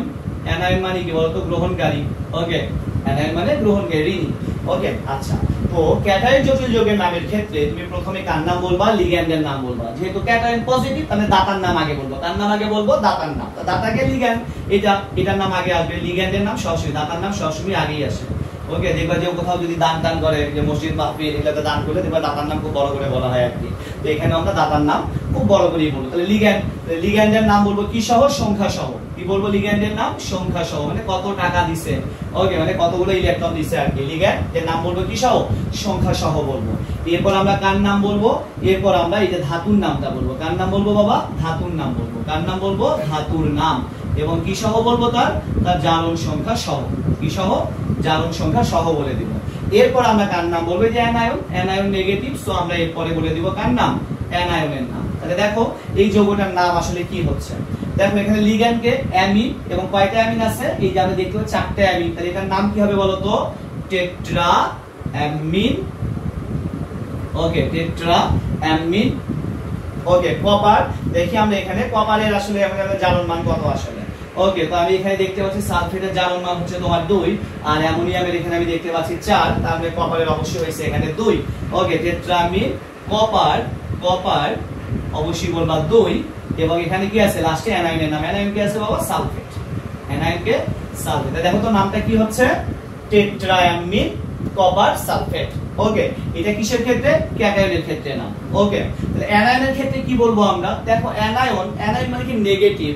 ওকে, তো নেগেটিভের ক্ষেত্রেও আমরা দেখো অলওয়েজ আমরা মনে রাখবো লিগ্যান্ডের নামই আমাদের কি করতে হবে, আগে উচ্চারণ করতে হয়, তাই না। আগের বেলা লিগ্যান্ডের নাম আগে উচ্চারণ করছেন। তো যেহেতু এটা অ্যানায়ন, এটা কি বাবা, অ্যানায়ন, তাহলে অ্যানায়নকে নিশ্চয় কেউ ইলেকট্রন দিয়েছে। ওকে, অ্যানায়নকে কেউ ইলেকট্রন দিয়েছে, তাহলে এই জায়গাটায় কেবল একটু চেঞ্জ হবে। সেই চেঞ্জটা কি, তুমি এইভাবেই লিখো আগে, তুমি আগের মতই মনে রাখো। আগের বেলা তুমি কি বলছিলে বলো তো, অ্যানায়নের নাম লাস্টে বলছো না বাবা, ক্যাটায়নের ক্ষেত্রে অ্যানায়নের নাম লাস্টে বলছো, কিন্তু অ্যানায়নের ক্ষেত্রে কি বলবা, তো অ্যানায়নটা কি বলো তো, তো ঋণ করছে না, তো ঋণীকারী কি করে, ও হলো দাতার নাম আগে উচ্চারণ করে। তো এখানে দেখো আমরা ক্যাটায়নের নামটা আগে উচ্চারণ করব। যদি তোমার মনে না থাকে তাহলে তুমি এই দুটো পয়েন্ট মনে রাখবা, যে লিগ্যান্ড এবং ধাতুর নামটা আমি আগে বলে দিব। দেখো এখানে লিগ্যান্ডকে বাবা সায়ানাইড, তাহলে এটার নাম কি হবে, হেক্সাসায়ানো, আগের মতোই হেক্সাসায়ানো। এরপর কি আছে এখানে, এই যে ফেরাম আছে, তাহলে ফেরামের নাম বলো, ফেরাম। ফেরামের ক্ষেত্রে দেখো এই ক্ষেত্রে এটার সঙ্গে এর উচ্চারণ করতে হয়, কি বলবো, হেক্সাসায়ানো ফেরেট। কি বলবো, ফেরাম, এখান থেকে ফেরেট বলবো, হেক্সাসায়ানো ফেরেট। এবার দেখো এখানে কি আছে, সোডিয়াম। তাহলে আমরা তো আগে অ্যানায়নের নাম সব লাস্টে বলছিলাম, এখানে তো ক্যাটায়ন, তো ক্যাটায়নের নাম আমরা একটু আগে বলে দিব। তাহলে ক্যাটায়নের নামটা কি হবে বলো তো, সোডিয়াম হেক্সাসায়ানোফেরেট। তাহলে আমি আরো একবার বলি, দেখো পুরো ঘটনাটা তুমি প্রয়োজনে লিখে নিতে পারো যে আমরা ক্যাটায়ন জটিল যৌগ এবং অ্যানায়ন জটিল যৌগের নামকরণটা আমরা কিভাবে করি। খেয়াল করো, ক্যাটায়ন জটিল যৌগের ক্ষেত্রে ক্যাটায়ন জটিল যৌগের নামকরণে কার নাম আগে উচ্চারণ করবো আমরা বলতো? লিগ্যান্ডের নাম। ওকে, লিগ্যান্ড সংখ্যা সহ নাম বলবো। তারপর কার নাম বলবো বলতো? আমরা ধাতু মানে কেন্দ্রীয় পরমাণুর নাম বলবো। ওকে, ধাতু মানে কেন্দ্রীয় পরমাণু, কেন্দ্রীয় ধাতু মানে যেটা ফার্স্ট ব্র্যাকেটে থাকবে তার নাম। তারপর আমরা কার নাম বলতেছি বলতো? তার নাম বলবো আমরা অ্যানায়ন। যদি আমরা অ্যানায়ন জটিল যৌগের নামকরণ করি তাহলে ব্যাপারটা হইতেছে এইরকম, প্রথমে আমরা বলবো ক্যাটায়নের নাম, বাকি আগের মতোই লিগ্যান্ড এবং ধাতু। ওকে, লিগ্যান্ডের নাম সংখ্যা সহ লিগ্যান্ড, এরপর ধাতু, ধাতুর নামের শেষে আমরা কি যোগ করব? এট বা আই যোগ করতে পারি আমরা। ওকে, আশা করি তোমাদের এই জটিল যৌগের নামকরণের ব্যাপারটা তোমাদের ক্লিয়ার হয়েছে। ওকে, তো আমরা জটিল যৌগের সংকরায়ন এবং বন্ধন কোণ এই দুটো বিষয় নিয়ে আমরা এখন আলাপ করব। সংকরায়ন এবং বন্ধন কোণ নিয়ে।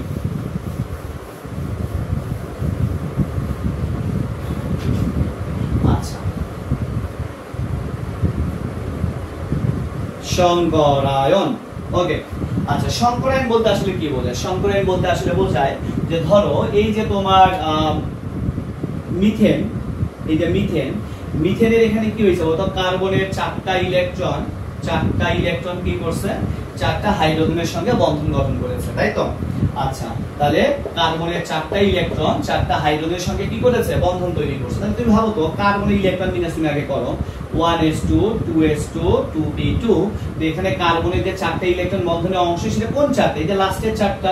তো এটাকে কি লিখো তুমি? 2s1 2px1 2py1 এবং 2pz1। এই যে চারটা ইলেকট্রন বন্ধনে অংশ নিয়েছে, রাইট? ওকে, এখানে খেয়াল করো হাইড্রোজেনের কি অংশ নিছে? 1s, 1টাই কিন্তু অংশ নিছে, রাইট? এখন ভাবো তো, কার্বনের এই যে চারটা ইলেকট্রনের জন্য কি আছে? চারটা রুম আছে, ধরে নিলাম s p y z। এই যে এগুলো হচ্ছে মনে করো কার্বনের যে চারটা ইলেকট্রন, এই চারটা ইলেকট্রন আলাদা আলাদা চারটা রুমে থাকে। ধরো যে এটা একটা তোমার অ্যাপার্টমেন্টের মতো বা একটা বাসা, যার মধ্যে কার্বনের বাড়ি, যেখানে তোমার এই চারটা রুমে চারজন ইলেকট্রন আছে। ওকে, তো ওদের সাথে কে আসছে? মনে করো পাশের ফ্ল্যাটের হাইড্রোজেন আসছে, চারজন হাইড্রোজেন আসছে, তাদের সঙ্গে কি করতে? একটা সম্পর্ক বানাইতে। ওকে, তো সম্পর্ক বানানোর টাইমে বলছে দেখো আমরা সম্পর্ক বানাবো কেমনে? আমার রুমের সঙ্গে তোমাদের রুমগুলোকে কি করে দিতে হবে? অ্যাটাচ করে দিতে হবে। কি করতে হবে? অ্যাটাচ করে দিতে হবে। ওকে, তাহলে ব্যাপারটা চিন্তা করে এরকম যে ধরো যে এই হলো মনে করো কার্বনের, ধরা যাক এই হলো কার্বনের। ওকে, এই হলো মনে করা যাক কার্বনের হলো চারটা রুম। ওকে, কার্বনের হইলো এরকম আমরা দেখতে পেলাম, মনে করা যাক চারটা রুম আছে। ওকে, তো এই চারটা রুমে একটা ইলেকট্রন, এই ইলেকট্রন। তো এরা চারজনই কি করতে চায়? মনে করো চারজন আলাদা আলাদা হাইড্রোজেনকে বিয়ে করতে চায়। ওকে, তো মনে করো এখানে একটা হাইড্রোজেন আসছে, এর সঙ্গে একটা হাইড্রোজেন, এর সঙ্গে একটা হাইড্রোজেন, এর সঙ্গে একটা হাইড্রোজেন। তো এখন এই যে কার্বন করতেছে কি, তার এই যে এরা কি করতেছে? যখন বন্ধন তৈরি করতে যাচ্ছে, মানে এদের সঙ্গে একটা সম্পর্ক বানাইতে যাচ্ছে, তখন কি বলছে যে দেখো আমরা তোমার রুমটা আলাদা, এক কাজ করি, তোমার রুমের সঙ্গে আমার রুমটাকে কি করে দিই? এরকম করে অ্যাটাচ করে দিই। ওকে, তাহলে দেখো তো রুমের দেয়ালগুলো আমি ভেঙে দিলাম। যদি আমি এই যে রুমের দেয়ালগুলোকে ভেঙে দেই, তাহলে খেয়াল করো তো এখন এই পুরাটা কি হয়ে গেছে বলতো? একটা রুম হয়ে গেছে না বাবা? আগে কি ছিল? আলাদা রুম ছিল, এখন রুমগুলো কি হয়েছে? ভেঙে গেছে, তাই না? ভেঙে গিয়ে কি হয়েছে? এখন একটাই রুম হয়ে গেছে। ওকে, একটাই কি হয়ে গেছে? একটাই রুম হয়ে গেছে। ওকে, তো এইটাই বলা যায় যে যখন এই যে এর ঘর এবং এর ঘর এই ঘরগুলো বা অরবিটালগুলো একত্রিত হয়ে নতুন একটা রুম তৈরি করছে। ওকে, নতুন একটা কি তৈরি করছে? নতুন একটা অরবিটাল তৈরি করছে। এই যে একাধিক অরবিটালগুলো একে অপরের সঙ্গে যুক্ত হয়ে নতুন একটা অরবিটাল তৈরি করা, এই ঘটনাটাকে আমরা বলি হচ্ছে অরবিটাল সংকরায়ন বলা হয়। ওকে, তাহলে অরবিটাল সংকরায়নটা কি জিনিস? এক কথায় তুমি এভাবে বলতে পারো যে যৌগ গঠনের সময় বিভিন্ন পরমাণুগুলো যখন অন্য একটি পরমাণুর সাথে বা ইলেকট্রনের সঙ্গে যখন যৌগ গঠন করে বা মিলিত হয়, তখন এই ভিন্ন ভিন্ন শক্তির যে অরবিটালগুলো, একত্রিত হয়ে নতুন একটা রুম তৈরি করছে, নতুন একটা অরবিটাল তৈরি করছে। যে অরবিটালটা গুলো কি হবে? সমশক্তি সম্পন্ন। আগে দেখা গেল এইটা হাইড্রোজেনের রুম, যেটা হলো হাইড্রোজেনের রুমটা তোমার ছিল হচ্ছে 2000 টাকা ভাড়া ছিল। ওকে, 2K ভাড়া ছিল।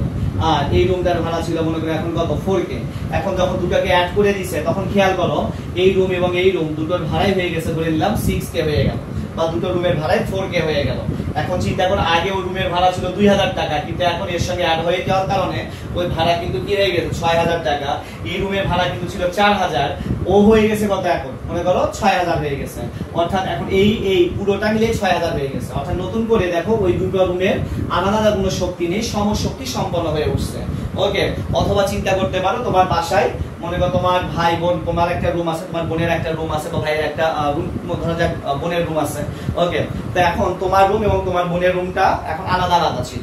ওকে, এখন তোমার বাবা করলো কি দেয়ালটা ভেঙে দিল, দেয়ালটা ভেঙে দিয়ে দুটো রুমকে কি করে দিল একটা রুম বানিয়ে ফেললো। এখন খেয়াল করো পুরোটা কি হয়ে গেছে একটাই রুম, এখন ভাড়া কি হিসেবে কাউন্ট হবে, একটা রুমের ভাড়া হিসেবে কাউন্ট হবে। তো এখানকার ব্যাপারটাও একই রকম।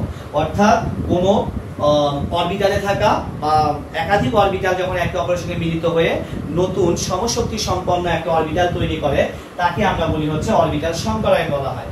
তো অরবিটাল সঙ্গে কি কি প্রকারের হইতে পারে আমরা মনে রাখবো। অরবিটাল সংকরায়ন হয় s এবং p এর মাধ্যমে, একটা s অরবিটাল একটা p অরবিটাল, sp2 সংকরায়ন একটা s দুইটা p এর মাধ্যমে হয়, একটা s তিনটা p এর মাধ্যমে হয়। ওকে, sp3 সংকরায়ন, sp3d সংকরায়ন হয়, sp3d2 সংকরায়ন, বিভিন্ন টাইপের সংকরায়ন কিন্তু হইতে পারে। ওকে, তো আমাদের এই যে কার সংকরায়ন কি হয়েছে এটা জানার জন্য, কার সংকরায়ন আসলে কি হয়েছে এটা জানার জন্য আমাদের কি দরকার, কিছু মান বের করতে হয়, বা স্টেরিক নাম্বার দিয়ে আমরা বুঝবো যে একটা যৌগ গঠনে কোন কোন অরবিটাল অ্যাকচুয়ালি অংশ নিছে। ওকে, তো আমরা একটু এটা জানার চেষ্টা করি।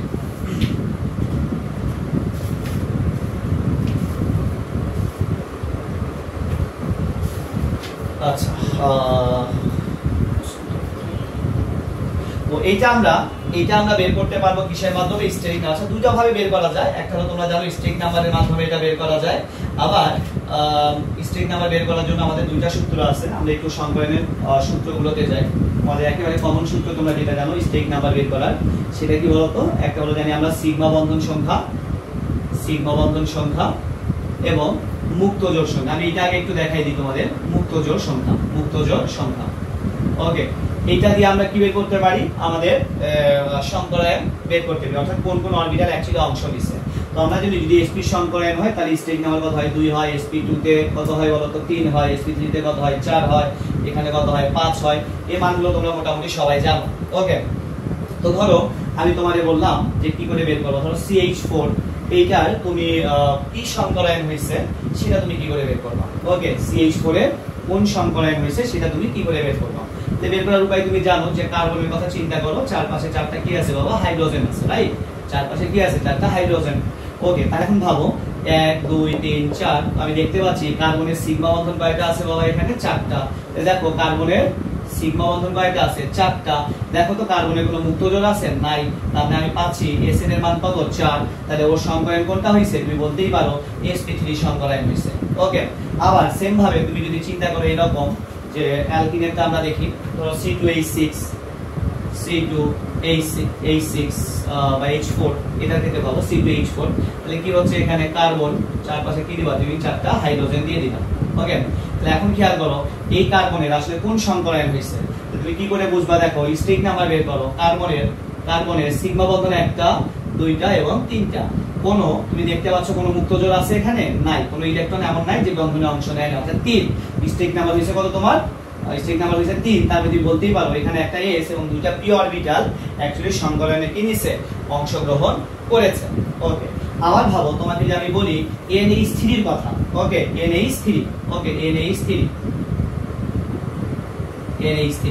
আচ্ছা, তাহলে এখানকার ক্ষেত্রে তুমি একটু খেয়াল করো যে এখানে যদি হয় নাইট্রোজেন লাস্ট থেকে কয়টা ইলেকট্রন থাকে, 5টা।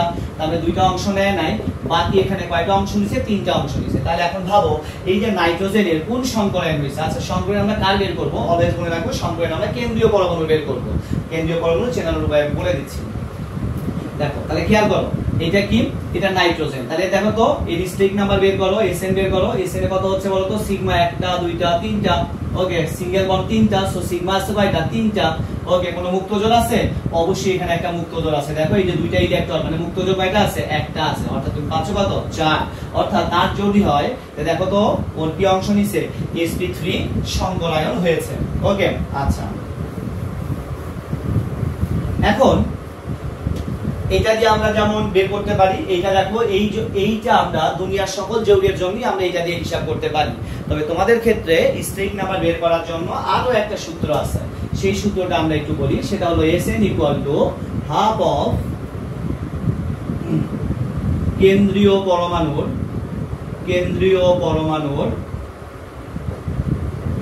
পরমাণুর শেষ কক্ষপথের ইলেকট্রন সংখ্যা প্লাস একযোজী পরমাণু সংখ্যা ওকে প্লাস অ্যানায়ন মাইনাস ক্যাটায়ন, এটা দিয়েও বের করা যায়। এইটা কিসের জন্য? এইটা কিন্তু কেবল অজৈব যৌগের জন্য আমরা এটা বের করতে পারি। কিসের জন্য বলতো? অজৈব যৌগের জন্য আমরা এভাবে হিসাব করতে পারি। তো ধরো তোমাকে আমরা একটা উদাহরণ দিয়ে দিই।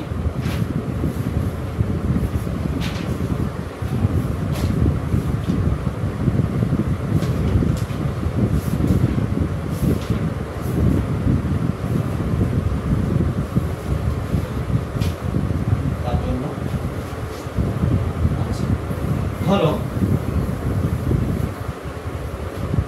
এটার ক্ষেত্রে TCl5 এটা দিলাম SO4 2- ওকে কি দেওয়া যায়? ধরো সালফার ডাইঅক্সাইড দিলাম। ওকে আমরা তিনটার ক্ষেত্রে দেখি। আর একটা কি দেওয়া যায়? NH4+। ওকে আচ্ছা, তার আগে তোমার জানা দরকার কেন্দ্রীয় পরমাণু তুমি কেমনে চিনবে। কেন্দ্রীয় পরমাণু চেনার জন্য তোমাকে আমি দুইটা রুলস বলে দিচ্ছি, সেই দুইটা রুলস দিয়ে তুমি করতে পারবে। কেন্দ্রীয় পরমাণু চেনার উপায়, কোনো একটা যৌগে যে পরমাণুর সংখ্যাটা সবথেকে কম আছে, যে পরমাণুর সংখ্যা কি আছে বলতো? সবথেকে কম আছে, যে পরমাণুর সংখ্যা সবচেয়ে কম সেটাই কেন্দ্রীয় পরমাণু। দেখো এইখানে হলো তোমার সালফার ডাইঅক্সাইডে কে সালফার একটা, তার মানে এটাই কেন্দ্রীয় পরমাণু। পানির ক্ষেত্রে দেখো অক্সিজেন, তাহলে এটাই কেন্দ্রীয় পরমাণু। PCl5 এ ফসফরাস একটা, তাহলে এটাই কেন্দ্রীয় পরমাণু। SO4 2- এ দেখো সালফার একটা, এটাই কেন্দ্রীয় পরমাণু। NH4 এ নাইট্রোজেন একটা, তাহলে এটাই কেন্দ্রীয় পরমাণু। কিন্তু আমি কিন্তু POCl3 এর কথা বলি নাই, আমি এটা পরে বলতেছি। তাহলে দেখো আগে এদের ক্ষেত্রে তুমি কেমনে বের করবে। ওকে দেখো H2O এর যদি তোমার Sn বের করতে চাও তাহলে তুমি দুই ভাবে, একটা হলো আমরা কি দিয়ে বের করতে পারি? সিগমা বন্ধন আর মুক্ত যোগ। তাহলে দেখো আমরা যদি অক্সিজেনের কথা চিন্তা করি তাহলে অক্সিজেন কেমন হয়? এরকম। অক্সিজেনের লাস্ট পথে কয়টা ইলেকট্রন? 6টা। তার মধ্যে এখানে একটা দিছে, এখানে একটা দিছে, ভালো কথা। বাকি আছে কয়টা? 4টা। এটা বন্ধনে অংশগ্রহণ করে নাই। তুমি যদি সিগমা বন্ধন দিয়ে করো তাহলে দেখো সিগমা কয়টা আছে? একটা দুইটা আছে, দুইটা। মুক্ত যোগ কয়টা? একটা কয়টা বাবা? দুইটা, তার মানে 4। তাহলে পানি হইছে কি বলতো? sp3 সংকরায়ন হইছে। ওকে এখন আমি যদি এটাকেই এই যে একটু আগে যে রুলসটা দেখাইলাম সেটা দিয়ে অজৈব যৌগের ক্ষেত্রে আমরা চিন্তা করে দেখি, তাহলে আমরা কি চিন্তা করি? হাফ। ওকে হাফ। এখানে কেন্দ্রীয় পরমাণু সব শেষ হতে ইলেকট্রন সংখ্যা, তাহলে খেয়াল করো এখানে কেন্দ্রীয় পরমাণু কে? অক্সিজেন। ওকে অক্সিজেনের শেষ পথে কয়টা ইলেকট্রন আছে? 6টা দিলাম, প্লাস একযোজী পরমাণু। হাইড্রোজেন একযোজী পরমাণু কিনা? অবশ্যই। তাহলে একযোজী পরমাণু কয়টা আছে? 2টা। ওকে দেখো তো এর মধ্যে কি কোনো আছে মানে পজিটিভ আর নেগেটিভ চার্জ আছে? নাই। ক্যাটায়নের চার্জ বা অ্যানায়নের কোনো চার্জ নাই। তাহলে ক্যাটায়ন এবং অ্যানায়ন চার্জ 0। তাহলে আমাদের বাদ দিলাম, তাহলে 6 আর 2 কত হইছে? 8। 8 এর হাফ কত হয়? 4। তাহলে আমি বলতেই পারি দেখো এটা sp3 সংকরায়ন। ওকে দেখো সেম ভাবে তুমি পানির অণুর পাশাপাশি তুমি চিন্তা করো সালফার ডাইঅক্সাইড। তো সালফার ডাইঅক্সাইড কেন্দ্রীয় পরমাণুকে সালফার, তাহলে কি হবে? হাফ। সালফারের লাস্ট পথে কয়টা ইলেকট্রন? 6টা। এখানে কি কোনো একযোজী পরমাণু আছে? নাই। তাহলে এখানে কোনো একযোজী পরমাণু নাই মানে 0। কোনো ক্যাটায়ন আছে? নাই। কোনো অ্যানায়ন নাই। তাহলে এখানে হচ্ছে 6, তাহলে কত হচ্ছে? 3। তার মানে কি হইছে বলো তো? sp2 সংকরায়ন। আবার তুমি যদি এটা দিয়েও করো তোমার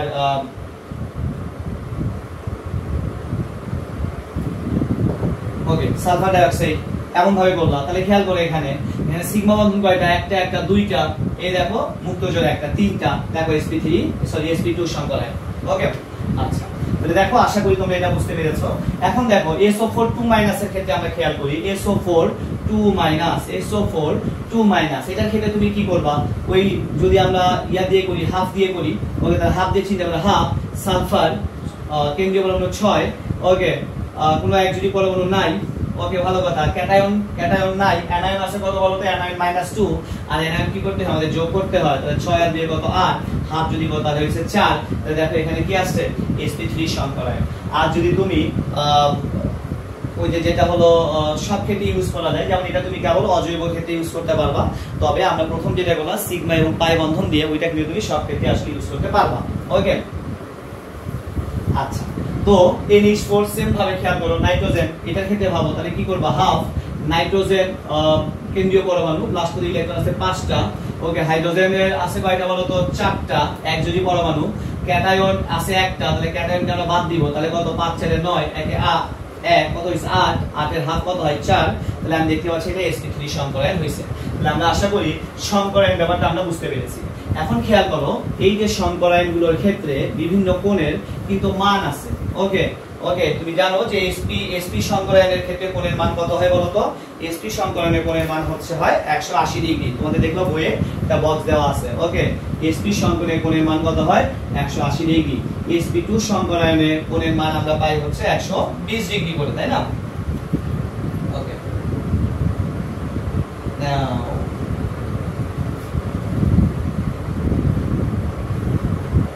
sp2 তে হয় আমাদের 120 ডিগ্রি করে। যদি sp3 হয়, আচ্ছা আমি একটু আকৃতিগুলো একটু বলা দরকার, আচ্ছা আমি আগে কোণের ব্যাপারগুলো বলে দিই। ওকে, sp3 সংকরায়নের ক্ষেত্রে তোমাদের কোণের মান হয় হচ্ছে 109 ডিগ্রি। ওকে, 109.5 ডিগ্রির মতো এরকম। আচ্ছা, এবার খেয়াল করো sp3 d2 sp3 d2 এদের ক্ষেত্রেও কোণের মানগুলো আছে, সেগুলো নিয়ে আমরা আলাপ কম করি আগে। আপাতত আমরা এই তিনটা বিষয়ের উপর বেস করে আমাদের যেগুলো আছে, কারণ এগুলো নিয়ে আমরা আলাপ হয়তো যে জটিল যোগের সংকলনের টাইমে আমরা করে আসবো, ওই জায়গায় আমরা আসবো এই কোণের আলাপ। আপাতত আমরা এই তিনটা নিয়ে একটু আলাপ করি। ওকে, তো বলা হচ্ছে যে মনে রাখবা এই কোণের মানগুলো তখনই অ্যাপ্লাই হবে, এই কোণের মান তখনই অ্যাপ্লাই হবে যদি ওই যৌগে কোনো মুক্তদের ইলেকট্রন না থাকে। মনে রাখবা এই যে সংকরায়ন তুমি পড়লা, তুমি এখন দেখলা যে এই রকম কোণের মান হওয়া উচিত, sp এর জন্য 180, sp2 এর জন্য 120, sp3 এর জন্য 109.5 ইত্যাদি ইত্যাদি হওয়া উচিত। তো এখন ঘটনা হলো অনেক ক্ষেত্রে এই কোণের মানগুলো ঠিক থাকে না। কখন ঠিক থাকবে না?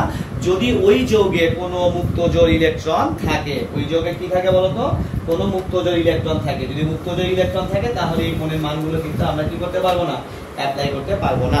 তো কখন কখন করা যায় না আমরা একটু দেখি।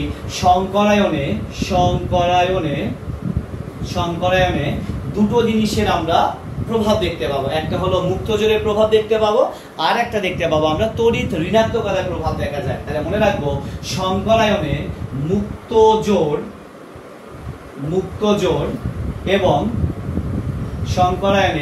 মুক্তজোড় এবং তড়িৎ ঋণাত্মকতার কি কি পার্থক্য থাকতে পারে? তড়িৎ ঋণাত্মকতার পার্থক্য। ওকে, আচ্ছা, তাহলে এখন আমরা যাই, ধরো পানির অণুর কথা চিন্তা করি। ওকে, আমরা একটু আগে দেখলাম পানির অণুর জন্য আমরা যদি চিন্তা করি তাহলে তোমার Sn ইকুয়াল টু কি হয়, সিগমা বন্ধন 2টা এবং ছিল এবং 4, Sn ছিল 4 এবং আমরা দেখছিলাম sp3 সংকরায়ন। আর sp3 সংকরায়ন যদি হয় তাহলে আমাদের এখানে কোণের মান হওয়া উচিত 109.5 ডিগ্রির মতো হওয়া উচিত, কিন্তু আমরা দেখতে পাই যে পানির অণুতে কোণের মান 9 ডিগ্রি হয় না, আসলে কত ডিগ্রি হয়, 160 ডিগ্রির মতো হয় নাকি,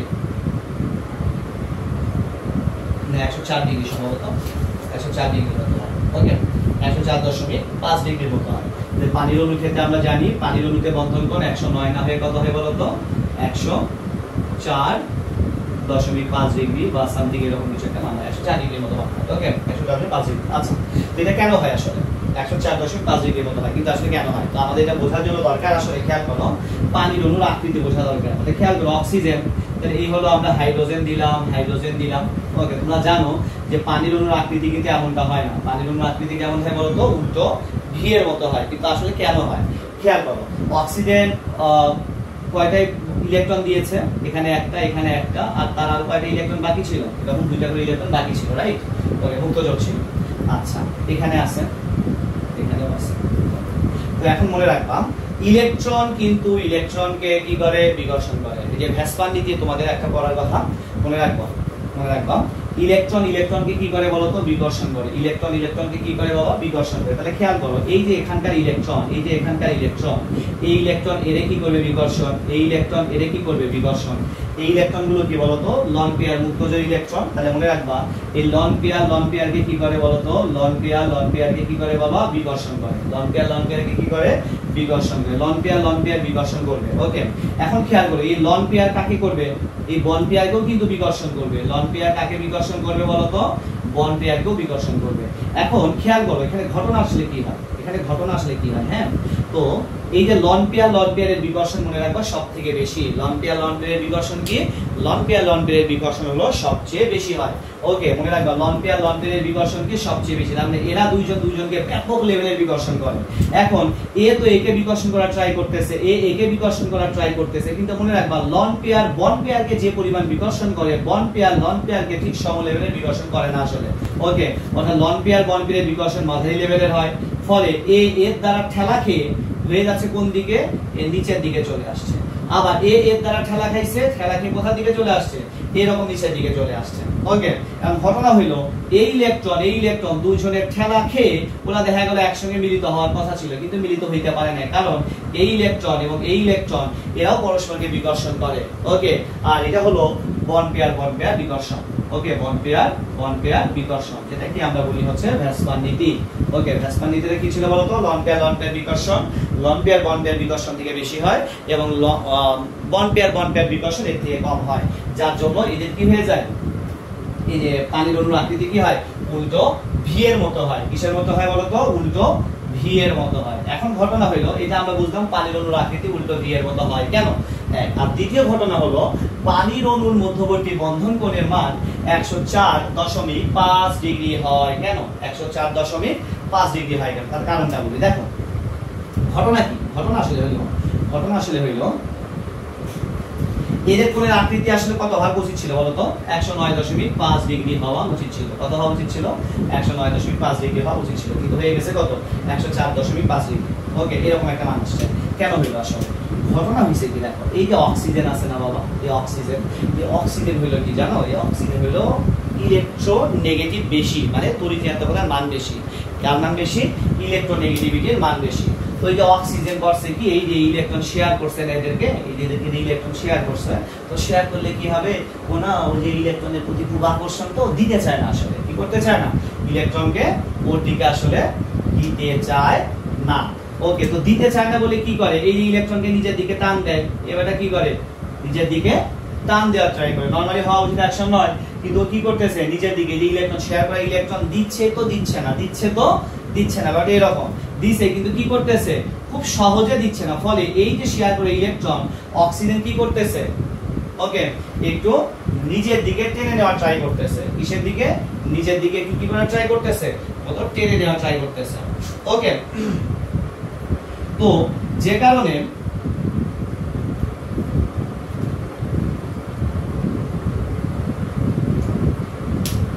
পানির অণুর যে আকৃতি, পানির অণুর আকৃতি 109 থেকে কত, এই যে প্রতিটা এই যে ইয়াগুলো তোমার সরি আমি আগে বন্ধনীয় দিয়ে ব্যাখ্যা করি। আচ্ছা, তো এখানে কি আছে, এই যে তোমার মুক্তজল আছে, তো মুক্তজলগুলো কি করবে, মুক্তজলগুলোকে অনেক বেশি পরিমাণে ঠেলা দেয়। যদি মুক্তজল না থাকতো, খেয়াল করো, মুক্তজল না থাকলে মানটা কত হওয়ার কথা ছিল, 109.5 ডিগ্রি হওয়ার কথা ছিল, কিন্তু মুক্তজল থাকার কারণে এই ইলেকট্রনগুলো কি করবে বলতো, নিজের দিকে এরকম আরো ঠেলা দিবে। তো ঠেলা দেওয়ার কারণে কি হয়ে গেছে, কোণের মানটা আরো কমে গেছে।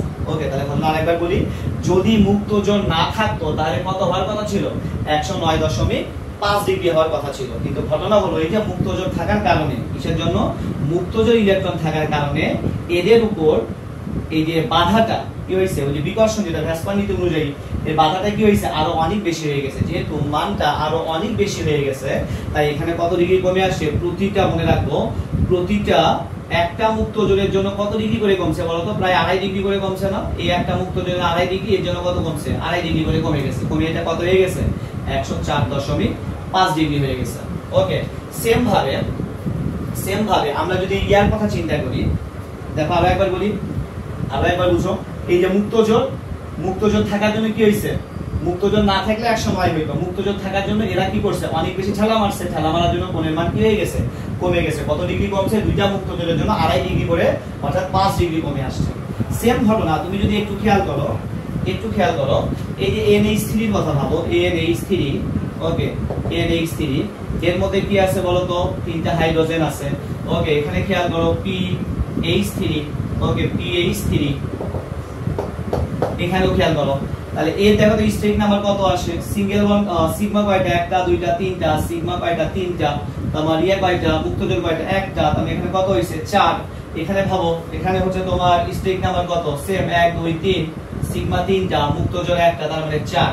অর্থাৎ দুই জনেরই কি বলতো sp3 সংকরায়ন। তাহলে sp3 সংকরায়ন যদি হয়, sp3 সংকরায়ন হয়, তাহলে দুই জনেরই কোণের মান কত হওয়া উচিত, আমরা একটু আগে দেখলাম 109.5 ডিগ্রি হওয়া উচিত। কিন্তু দেখা যায় যে PH3 যেটা, PH3 তে বন্ধন কোণের পরিমাণটা হয় 93 বা 92 এর মতো, 93 ডিগ্রি, ওকে। আর NH3 তে খেয়াল করো, NH3 তে এই কোণের মানটা আমাদের হয়ে যাচ্ছে 107। কত হইছে, 107। আসলে এমনটা হইল কেন, দেখো দুইজনেরই কি বলতো, দুইজনেরই sp3, দুইজনেরই সিগমা বন্ড হাইড্রোজেনই আছে, এবং দুইজনেরই কি আছে বলতো, দুইজনেরই মুক্তজোর কিন্তু একটা, ওকে, মুক্তজোর কয়টা, একটা। তাহলে আমরা একটু আগে বলছিলাম সংকরায়নে যে বন্ধন কোণগুলো হয় তা কার উপর ডিপেন্ড করে, মুক্তজোরের উপর এবং তড়িৎ ঋণাত্মকতার উপর। তাহলে আমি দেখতে পাচ্ছি যে দুইজনেরই মুক্তজোর সেম, সবই সেম, কিন্তু তবুও তাদের কোণের মান কি হয় না, সেম হয় নাই। কেন আসলে হইল না, তার কারণটা আসলে কি হইল, তার কারণ হইল এদের তড়িৎ ঋণাত্মকতা। এদের কি বলতো, তড়িৎ ঋণাত্মকতা, ওকে, কি এদের তড়িৎ ঋণাত্মকতা। তাহলে খেয়াল করো, নাইট্রোজেন হইল কি 2 নাম্বার পর্যায়ের মৌল, কত নাম্বার পর্যায়ের মৌল, 2 নাম্বার পর্যায়ের মৌল।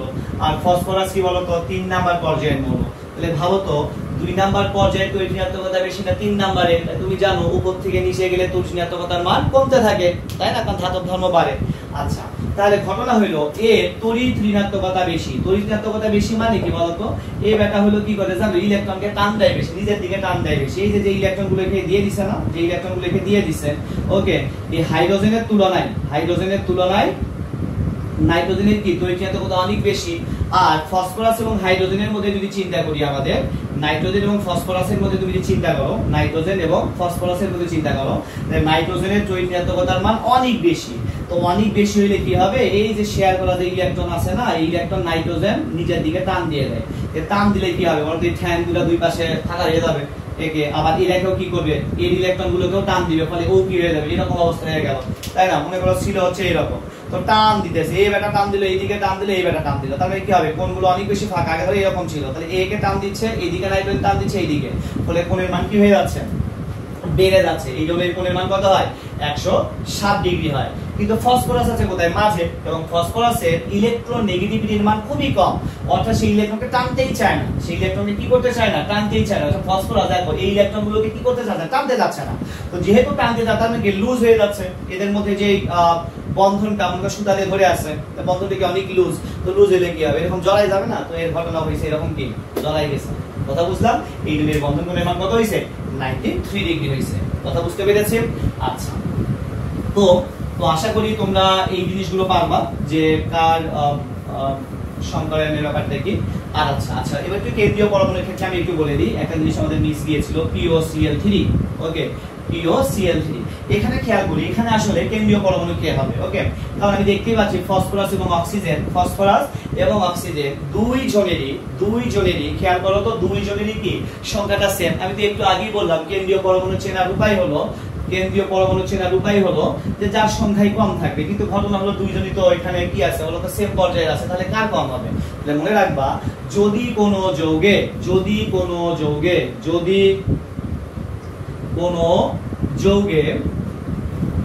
দুটি পরমাণুর পরিমাণ, দুটি পরমাণু সংখ্যায় কম থাকে, তবে যার ইলেকট্রোনেগেটিভিটি